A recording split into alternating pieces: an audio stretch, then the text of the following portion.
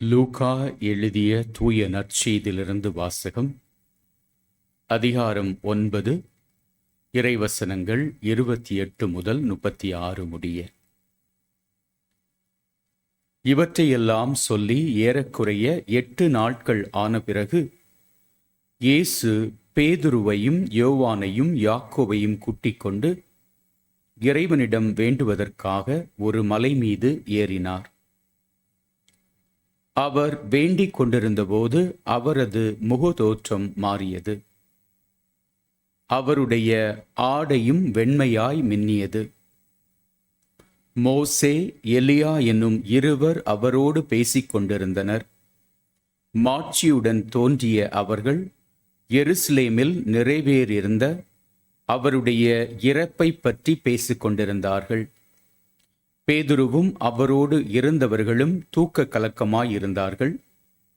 அவர்கள் விழித்தபோது மாட்சியோடு விளங்கிய அவரையும் அவரோடு நின்ற இருவரையும் கண்டார்கள்.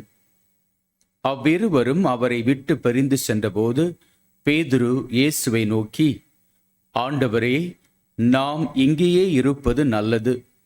உமக்கு ஒன்றும், மோசேக்கு ஒன்றும், எலியாவுக்கும் ஒன்றுமாக 3 கூடாரங்களை அமைப்போம் என்று தாம் சொல்லுவது இன்னதென்று தெரியாமலேயே சொன்னார். இவற்றை அவர் சொல்லிக் கொண்டிருக்கும் போது ஒரு மேகம் வந்து அவர்கள் மேல் நிழலிட்டது. அம்மேகம் அவர்களை சூழ்ந்தபோது அவர்கள் அஞ்சினார்கள். அந்த மேகத்தில் நின்று, இவரே என் மைந்தர், நான் தேர்ந்து கொண்டவர் இவரே, இவருக்கு செவிசாயுங்கள் என்று குரல் ஒலித்தது. அந்த குரல் கேட்டபோது இயேசு மட்டும் இருந்தார். தாங்கள் கண்டவற்றில் எதையும் அவர்கள் அந்நாளில் யாருக்கும் சொல்லாமல் அமைதி காத்தார்கள்.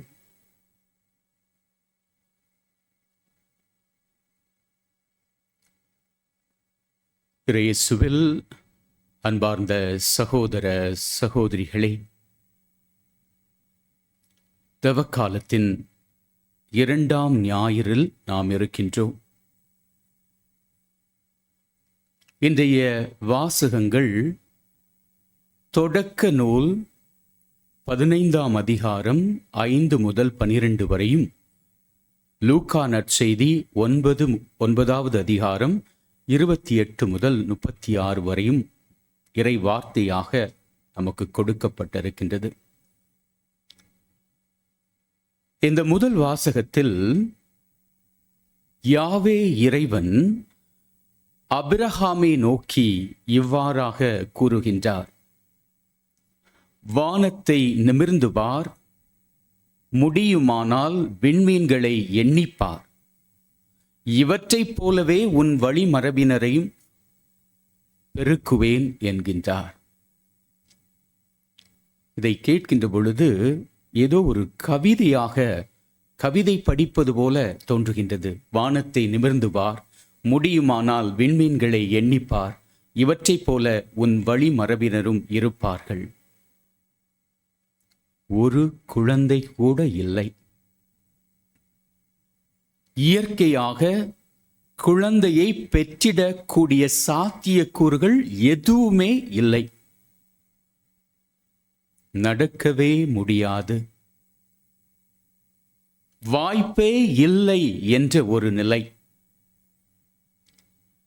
இந்த நிலையில் யாவே இறைவனின் வாக்குறுதி, வானத்தை நிமிர்ந்து பார், முடியுமானால் விண்மீன்களை எண்ணிப்பார், இவற்றைப் போல உன் வழிமரபினர்கள் இருப்பார்கள். எண்ண முடியாத அளவிற்கு.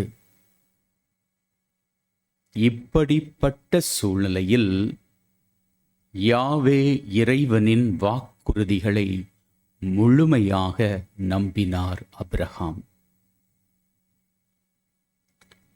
நடக்கும் என்று முழுமையாக விசுவசித்தார். இந்த நம்பிக்கை, இந்த விசுவாசம் யாவே இறைவன் அவருக்கு நீதியாக கருதினார். 15ஆம் அதிகாரம் 6வது இறைவசனம். நீதியாக கருதினார் என்றால் அந்த விசுவாசத்திற்காக, அந்த நம்பிக்கைக்காக எல்லாவற்றையும் பெறக்கூடிய தகுதியை பெற்றிருக்கின்றார் என்பது பொருள். ஆபிரகாம் எல்லாவற்றையும் பெறக்கூடிய தகுதியை பெற்றிருக்கிறார் என்று பொருள்படும். இந்த நிலையில் ஆபிரகாம் வழியாக எல்லா சந்ததியினரும் ஆசிர்வதிக்கப்படுவதாக நாம் இன்றைய முதல் வாசகத்தில் வாசிக்க கேட்கின்றோம். இந்த முதல் வாசகத்தில் நாம் கேட்ட இந்த முதல் கருத்தை நாம் நற்செய்தியோடு ஒப்பிட்டு பார்ப்போம். நற்செய்தியில் நாம் பார்க்கின்ற பொழுது மோய்சனும் எலியாவும் தோன்றுகின்றார்கள் இயேசுவோடு. இவர்கள் இருவருமே முறையாக சட்டத்தையும் இறைவாக்கினர்களையும் பிரதிபலிப்பவர்களாக இருக்கின்றார்கள். இந்த இரண்டும் சட்டமும் இறைவாக்கினர்களின் இறைவாக்குகளும் ஆண்டவர் இயேசுவில் நிறைவேறுவதை உணர்த்துவதாக இன்றைய நற்செய்தியில் இயேசுவின் தோற்றம் மாறுதல் நிகழ்வில் நாம் புரிந்து கொள்ள முடியும். இந்த இரண்டுமே, திருச்சட்டமும் இறைவாக்குகள் அனைத்துமே இறைவன் இயேசுவில் நிறைவேறுகின்றது. அதைத்தான் இன்றைய விழா நமக்கு எடுத்து கூறுகின்றது. இன்னும் சொல்ல வேண்டுமேயானால் பழைய ஏற்பாட்டின் நிறைவாகவும் வாக்களிக்கப்பட்டவராக வெளிப்படுத்தப்படுகின்றார் ஆண்டவர் இயேசு இன்றைய நற்செய்தியில். இந்த சான்று பகர்கின்ற பொழுது மோய்சனும் எலியாவும் இயேசுவிடம் அவருடைய அந்த மீட்பின் பாதையை பற்றி பேசிக்கொண்டிருக்கிறார்கள். சிலுவை சாவை பற்றி பேசிக்கொண்டிருக்கிறார்கள். எவ்வாறு ஆபிரகாம் வழியாக அவருடைய சந்ததியினர்கள் விசுவாசத்தின் பேரால் ஆசீர்வாதம் உள்ளவர்களாக மாற்றப்படுகின்றார்களோ, அதே போல நற்செய்தியில் ஆண்டவர் இயேசுவின் சிலுவை பயணத்தின் வழியாக அனைவரும் மீட்கப்படுகின்றார்கள். இந்த சிலுவை சாவு அப்படிங்கிற நிலையை தன்னுடைய சீடர்களுக்கு ஆண்டவர் இயேசு எடுத்து கூறுகின்ற பொழுது, பேதுரு, ஆண்டவரே இது வேண்டாம் வேண்டாம் என்று அவரை கடிந்து கொள்ளக்கூடிய அளவிற்கு போகின்றார். ஆனால் இன்றைய நற்செய்தியில் நாம் பார்க்கின்றோம், மாட்சிமையை பார்த்த பேதுரு, இங்கேயே இருந்து விடுவோம், இது வேண்டும், இப்படிப்பட்ட ஒரு நிலை என்னுடைய வாழ்வில் தொடர்ந்து இருக்க வேண்டும் என்ற ஆசையில் இது கண்டிப்பாக வேண்டும் என்று ஆசைப்படுகின்றார். இயேசுவில் அன்புக்குரியவர்களே, நாமும் பேதுருவை போல இயேசுவின் பிறப்பு உயிர்ப்பு என்ற மாட்சியை விழாவாக கொண்டாடுவதில் கொடுக்கின்ற முக்கியத்துவத்தை விட, சிலுவையில் இயேசு மரிக்கின்ற அந்த நிகழ்வின் முக்கியத்துவத்தை நாம் பெரிதாக உணர அழைக்கப்பட்டிருக்கின்றோம். இதன் வழியாகத்தான் நம்முடைய மீட்பு நாம் பெறுகின்றோம் என்பதை உணர அழைக்கப்பட்டிருக்கின்றோம். இரண்டாவதாக இன்றைய முதல் வாசகத்தில் நாம் பார்க்கின்ற பொழுது, ஆபிரகாமோடு யாவே இறைவன் உடன்படிக்கை செய்யும் போது அந்த நேரம் காரிருள் சூழ்ந்து காணப்படுகின்றது. ரொம்ப இருட்டா இருக்குது. அந்த வேளையில்தான் அந்த உடன்படிக்கையானது நிறைவேற்றப்படுகிறது. ஆனால் இன்றைய நற்செய்தியில் நாம் பார்க்கின்ற பொழுது ஆண்டவருடைய அந்த தோற்றம் மாறுதல், அவருடைய ஆடை வெண்மையாய் மென்னியது. இங்க ஒளி, அங்க இருள்.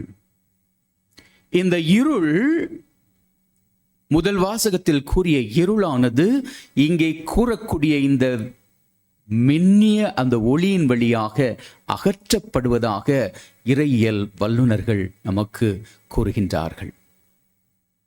இவரே என் அன்பார்ந்த மகன், நான் தேர்ந்து கொண்டவர் இவரே, இவருக்கு செவிசாயுங்கள் என்ற அந்த வாக்குறுதியானது இங்கே கொடுக்கப்படுகின்றது. இந்த சூழ்நிலையில், அந்த உருமாற்றத்தின் போது இன்னும் நாம் முதல் வாசகத்தை பார்க்கின்ற பொழுது அங்கே பலியாக 3 வயது உள்ள செம்மறியாடு கொடுக்கப்படுகின்றது. ஆனால் சிலுவையின் வழியாக ஆண்டவர் இயேசு தன்னுடைய இரத்தத்தை சிந்த இருக்கின்றார். சிலுவை சாவின் வழியாக ஆண்டவர் இயேசு தன்னுடைய உயிரை தியாகமாக கல்வாரி பலியாக கொடுக்கின்றார். எதற்காக? இந்த ஒப்பந்தம், இந்த உடன்படிக்கையை ஏற்படுத்திக் கொள்வதற்காக. எவ்வாறு அபிரகாம் யாவை இறைவனோடு ஏற்படுத்துகின்ற இந்த உடன்படிக்கையின் வழியாக அவருடைய வழிமர வீரர்கள் அனைவரும் ஆசீர்வாதத்தை பெறுவார்களோ, அதே போல ஆண்டவர் இயேசுவின் இந்த கல்வாரி பலியின் வழியாக நாம் அனைவரும் மீட்பை சுவைக்கின்றோம். அவர் மீது நம்பிக்கை கொள்ளும் அனைவரும் இந்த மீட்பை சுவைக்கின்றோம் என்பதை இன்றைய விழா நமக்கு எடுத்துக் கூறுகின்றது. இயேசுவில் அன்புக்குரிய சகோதர சகோதரிகளே, நம்முடைய வாழ்வில் நம்முடைய தோற்றம் எவ்வாறாக மாறுகின்றது? ஒருவேளை நாம் உலக நாட்டங்களில் நம்முடைய வாழ்க்கையை நகர்த்தி சென்று கொண்டிருந்தோமேயானால் அந்த தோற்றமானது இறைவனின் சாயலில் படைக்கப்பட்ட நாம் ஒவ்வொருவரும் அதை இழந்து நம்முடைய தோற்றத்தை மாற்றுகின்றோம். நாம் யாருக்கு செவி சாய்க்கின்றோம் என்றால், எவ்வாறு தொடக்க நூலில் ஆதாம் ஏவாள் இறைவனுக்கு செவி சாய்க்காமல் அந்த பாம்பிற்கு செவி சாய்த்தார்களோ, அதே போல நாமும் இந்த இறை திட்டத்திற்கு செவி சாய்க்காமல் அதற்கு செவி சாய்ப்பதற்கு, அதற்கு எதிர்மாறாக செவி சாய்ப்பதாக இருக்கின்றது. இயேசுவில் அன்புக்குரியவர்களே, நம்முடைய தோற்றம் எப்படி உருமாற வேண்டுமையானால், என்னில் இருக்கக்கூடிய அந்த இறை சாயலை நான் இன்னும் அதிகமாக உணரவும், இந்த இறை சாயலை நான் பிரதிபலிக்கவும், இந்த இறை சாயலின் வழியாக என்னுடைய வாழ்வை வாழ்ந்திட, உறவை ஏற்படுத்திட நான் இறைவனோடு இணைய வேண்டும். அப்படி இணைகின்ற பொழுது என்னுடைய தோற்றமானது அவரின் உருவமாக என்னில் மாறுகின்றது. நம்முடைய அன்றாட வாழ்வில் நாம் இந்த உருமாற்றத்தை பெற அழைக்கப்பட்டிருக்கின்றோம். இயேசுவினுடைய சீடத்திகளாக வாழ நாம் அழைக்கப்பட்டிருக்கின்ற போது இந்த உருமாற்றத்தை நாம் பெறுகின்றோம். இந்த உருமாற்றமானது எப்படி இருக்கின்றது என்றால், வெண்ணிறை ஆடை எப்படி மின்னுகின்றதோ அதே போல இருக்கின்றது. அன்புக்குரிய சகோதர சகோதரிகளே, தவக்காலம் இந்த மாற்றத்தின் காலம். ஒருவேளை என்னுடைய உள்ளம் இருள் படர்ந்து காணப்படுமையானால் அது ஒளிர்விட, மாற்றத்தை பெற, உருமாற்றத்தை உருவாக்க அழைக்கப்பட்டிருக்கின்றோம். இந்த உருமாற்றத்தின் கருவிகளாக நாம் வாழ வேண்டுமையானால் ஒருவேளை நாம் இன்னும் அதிகமாக இறைவனோடு நேரத்தை செலவிட அழைக்கப்பட்டிருக்கலாம். இந்த நாட்களில், இந்த வாரம் முழுவதும் நாம் உருமாற்றம், என்னில் இருக்கக்கூடிய இறை சாயலை இன்னும் அதிகமாக நான் நேசிக்க, அதை அன்பு செய்ய, அதை வெளிப்படுத்த, அதன் வழியாக உருவாக்கிட தேவையான அருள் வரத்திற்காக நாம் ஜெபிப்போம். தந்தையாம் இறைவன் நம்மோடு இந்த பயணத்தில் நம்மை வழிநடத்த நம்மையே அவரிடம் ஒப்புக் கொடுப்போம். ஆமேன்.